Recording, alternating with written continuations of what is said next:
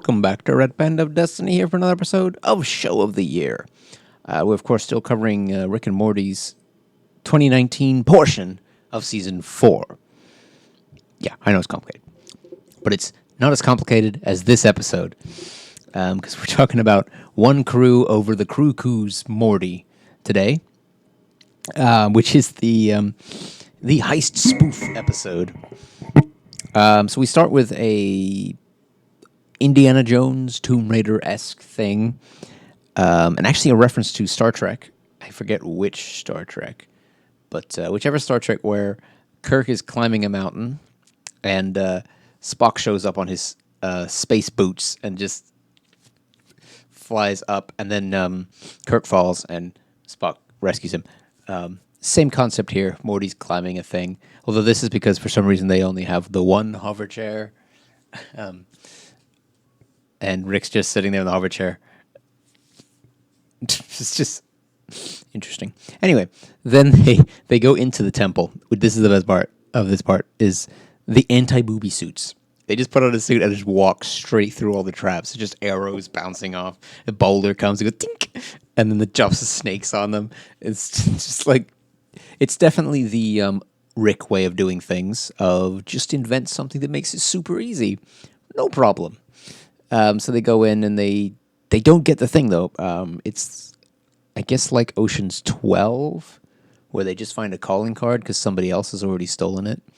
And he's like, damn it, it's that artistic theft guy who, I get, this is very Ocean's 12. And I think this is mostly spoofing the Ocean's idea of, as Rick puts it, 60% putting a crew together and 40% revealing that the heist has already happened.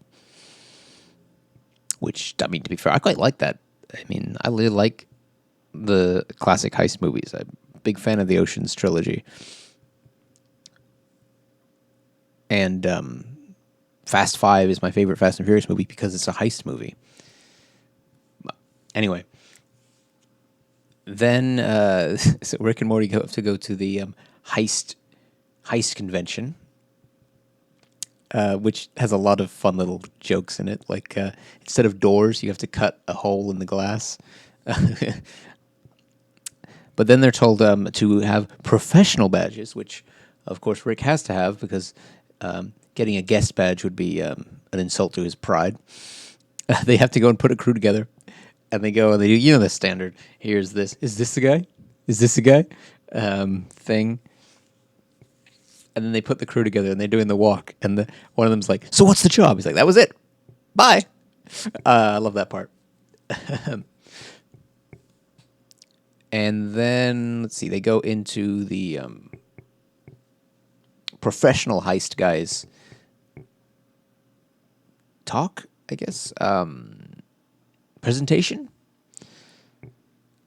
And then he challenges Rick to a heist off, and then he tells everybody how he's already done the heist that Rick didn't know about. And I don't think you can initiate the heist off and have done it before the other person knew about it and be the winner. I don't think it works that way.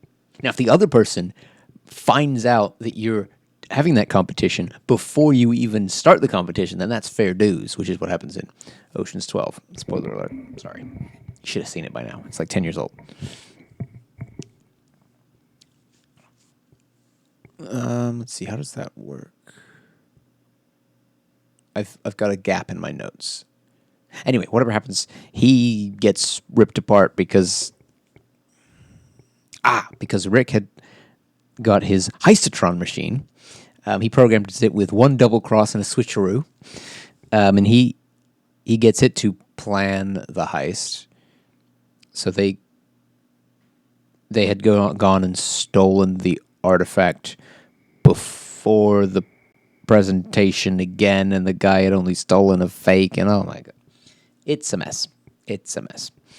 But then there's this great gag where the heistatron has gone and recruited every single person at the convention, and so it's like Sanchez is 3,329, and then they attempts to steal the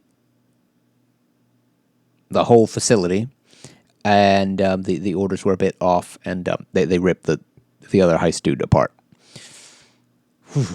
which is obviously not supposed to happen. But anyway, then we get into the real problem of this episode, which is that Heistatron doesn't want to stop the heist and continues with the heist till it becomes a huge planet-sized heist machine, and then it does this weird thing where it delivers a massive pizza, and I do mean like continent-sized pizza, to a planet and then blows it up.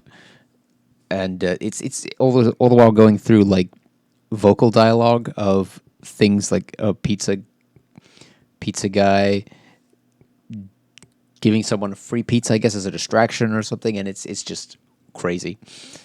And then to defeat Heistatron, Rick has to go and get Randotron, which of course makes up a random plan, I guess as a way to thwart Heistatron. It's the fire and ice idea. So they end up having a randomly formulated plan. So they have to wait till the time is random enough to go, and then they go off and do random activities, and then they come in to the I guess Heistatron's big space slayer thing, and they're all on their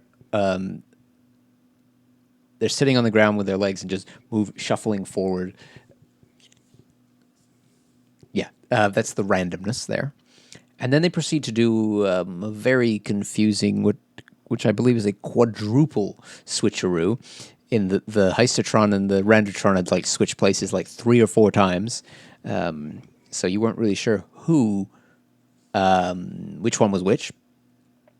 And the first one that Rick thought was the bad guy explodes after reaching 6 levels of contrivance or something, and then the other one comes in, and they have a 2-hour argument over who programmed who with nanites or whatever, and eventually gives up and explodes. That's the end of the main adventure. And then Morty, who's been working on his script for a heist film, has to go to a Netflix meeting because they're interested in it. And he goes to the meeting, he's explaining it, he's explaining the twist, and this guy turns out to be the other guy on the other side, and all this complicated pitch stuff. And then just halfway through, he's like, this sucks. So he just leaves. He's not interested in the heist movie anymore. And then it cuts to a flashback to before the episode started, where Rick is talking to Summer, and is trying to talk Morty out of his heist film. And then Beth says that he has to make the decision for himself.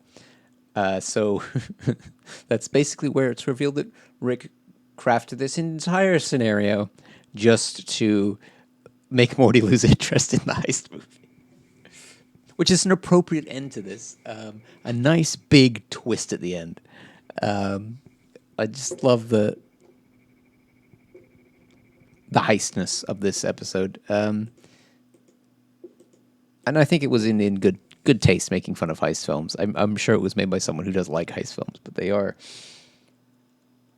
I guess, a little formulaic after the Ocean's films. They kind of were, oh, that's really cool, and then everybody just has to make movies that are like that, and they're all the same. I will say Lock, Stock, and Two Smoking Barrels is technically a heist film, and that came long before Ocean's 11. Maybe only 3 years. 3 years before Ocean's 11. Well, the remake of Ocean's 11, because Ocean's 11 was an old film, but the old film's not actually that popular, but yeah, whatever. Anyway, we'll be back next week for, what is it? Claw and Hoarder Special Rick Tim's Morty. Great episode names for this series. Genius. See you next week.